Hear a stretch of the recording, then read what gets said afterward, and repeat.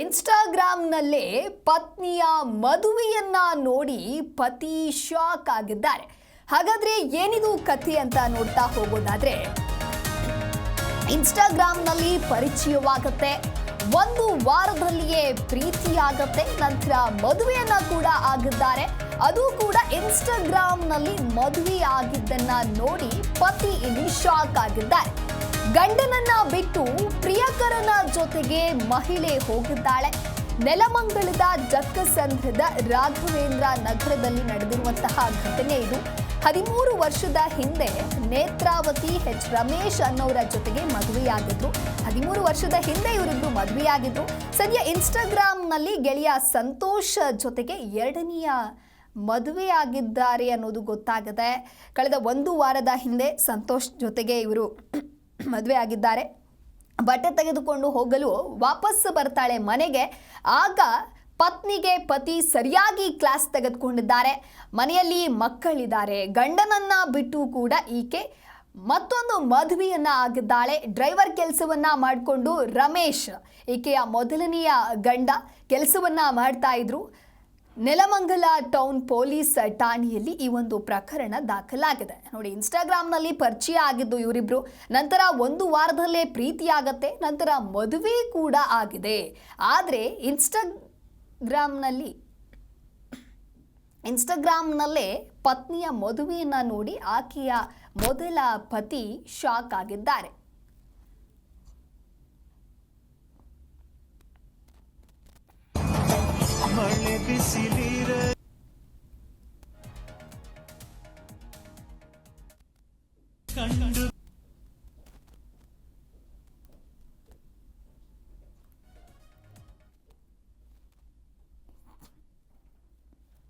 ಇನ್ಸ್ಟಾಗ್ರಾಂನಲ್ಲಿ ಪರಿಚಯವಾಗ್ತಾರೆ ಇಬ್ರು ಕೂಡ.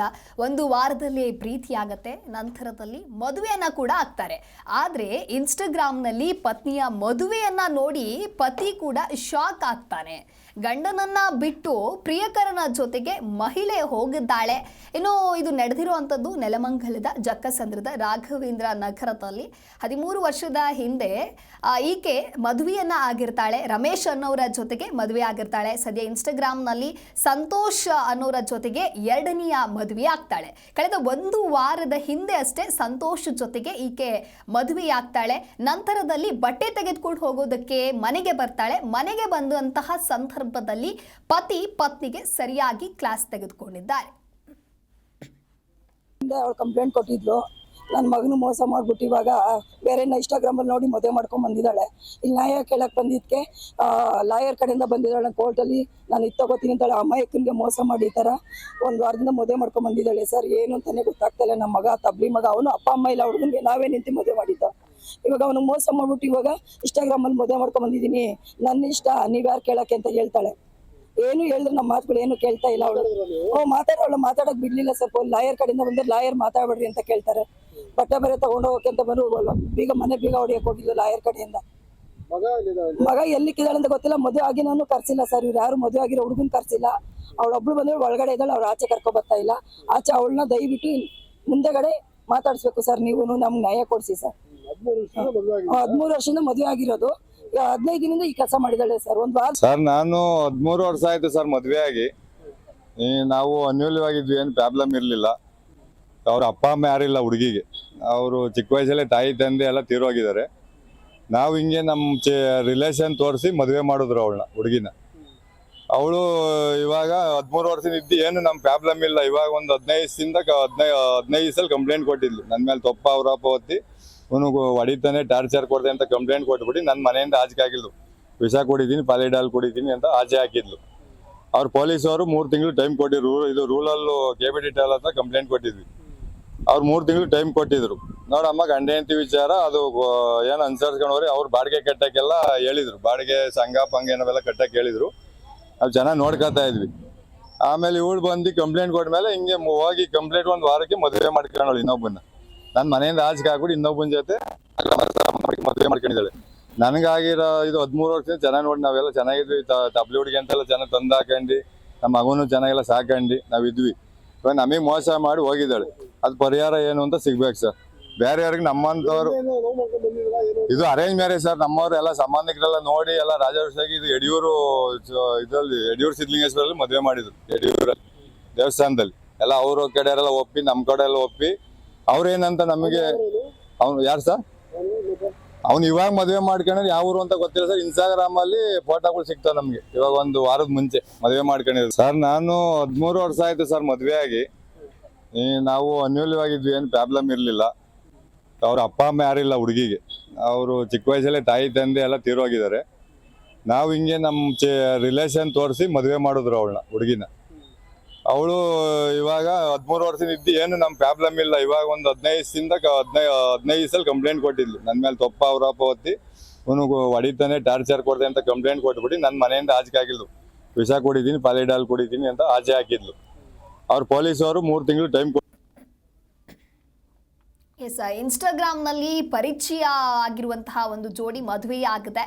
ಅಂದರೆ ಈ ಒಂದು ವಿಡಿಯೋವನ್ನು ಇನ್ಸ್ಟಾಗ್ರಾಮ್ನಲ್ಲಿ ಪತಿ ನೋಡ್ತಾರೆ. ಪತಿ ನೋಡಿ ಶಾಕ್ ಆಗ್ತಾರೆ. ಸಾಮಾಜಿಕ ಜಾಲತಾಣಕ್ಕೆ ಅಡಿಕ್ಟ್ ಆದರೆ ಏನೆಲ್ಲ ಘಟನೆಗಳು ಆಗುತ್ತೆ ಅನ್ನೋದಕ್ಕೆ ಇದು ಒಂದು ರೀತಿ ಸಾಕ್ಷಿ ಅಂತಲೇ ಹೇಳ್ಬೋದು. ಆಕೆ ತನ್ನ ಗಂಡನನ್ನೇ ಬಿಟ್ಟು ಪ್ರಿಯಕರನ ಜೊತೆಗೆ ಹೋಗಿದ್ದಾಳೆ. ನೆಲಮಂಗಲದ ಜಕ್ಕಸಂದ್ರದ ರಾಘವೇಂದ್ರ ನಗರದಲ್ಲಿ ನಡೆದಿರ್ತಕ್ಕಂತಹ ಘಟನೆ ಇದು. 13 ವರ್ಷದ ಹಿಂದೆ ಇವರಿಬ್ರು ಮದುವೆ ಆಗಿರ್ತಾರೆ. ಅಂದರೆ ರಮೇಶ್ ಜೊತೆಗೆ ನೇತ್ರಾವತಿ ಮದುವೆಯನ್ನ ಆಗಿರ್ತಾಳೆ.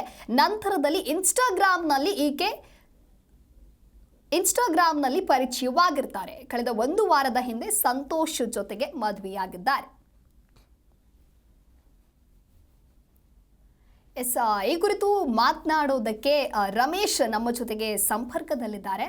ನಮಸ್ತೆ ಸರ್, ಧ್ವನಿ ಕೇಳಿಸ್ತಾ ಇದೆಯಾ?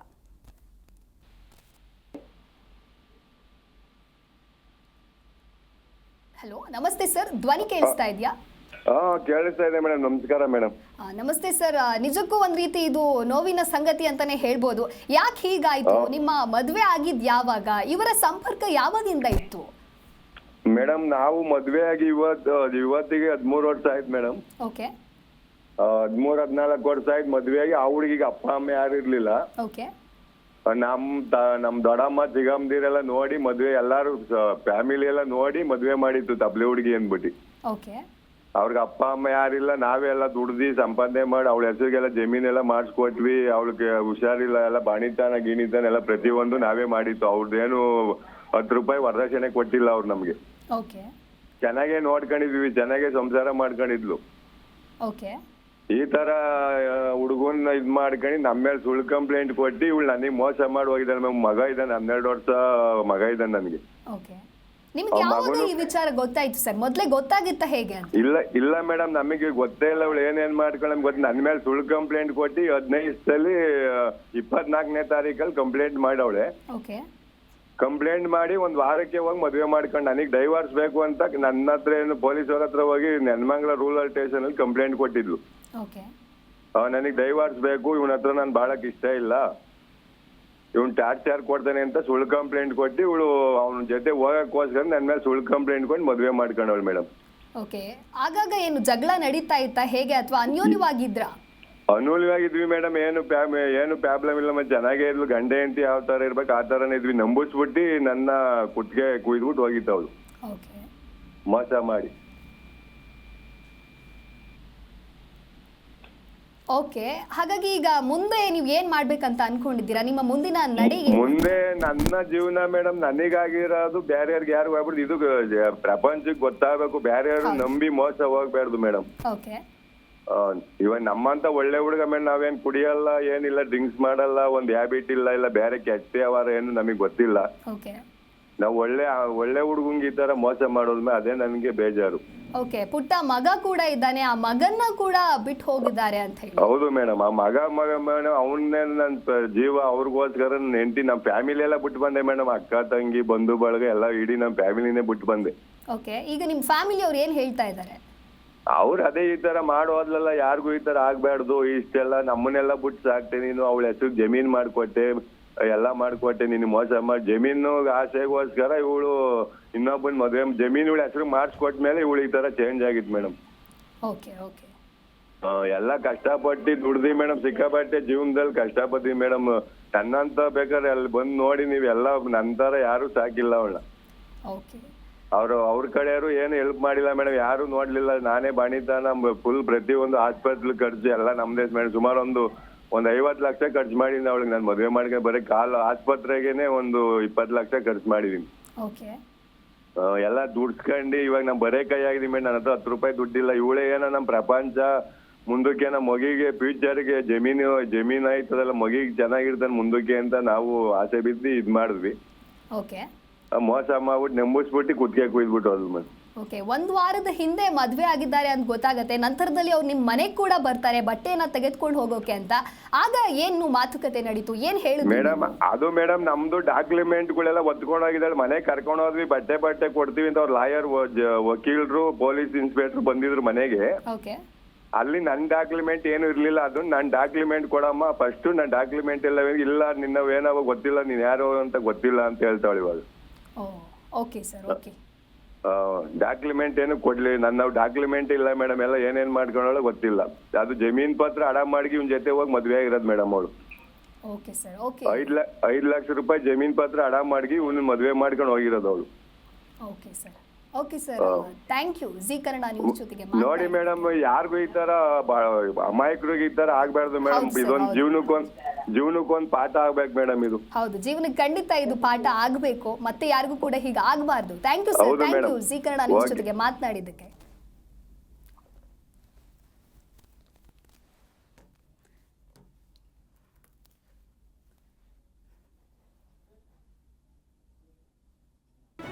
ಜಿ ಕನ್ನಡ ನ್ಯೂಸ್ ಈಗ ನಿಮ್ಮ ಮನೆಯಲ್ಲೇ ನೋಡಿ. ಎಲ್ಲ ಕೇಬಲ್ಗಳಲ್ಲಿ ಈಗ ಲಭ್ಯ. ನಿಮ್ಮ ನೆಚ್ಚಿನ ಜಿ ಕನ್ನಡ ನ್ಯೂಸ್ ಈಗ ಸನ್ ಡೈರೆಕ್ಟ್ ನಲ್ಲಿ number 292, Tata play number 1664, Jio TV number 1334, NXT digital number 30, in cable number 30, city networks 51, U digital number 162, GTPL number 17, Rockline telecommunications number 42, Shri Basaveshwara cable number 168, rural cable network 60, Vinayaka digital 57, Abhishek cable 821, city channel 53, Siddeshwara cable network 57, V4 digital Infotech 628, Surya digital networks 53, Gajanan digital number 836, Malnad Infotech private limited number 56, Metrocast number 830, Victory Digital number 167ರಲ್ಲಿ ನೋಡಿ ಆನಂದಿಸಿ.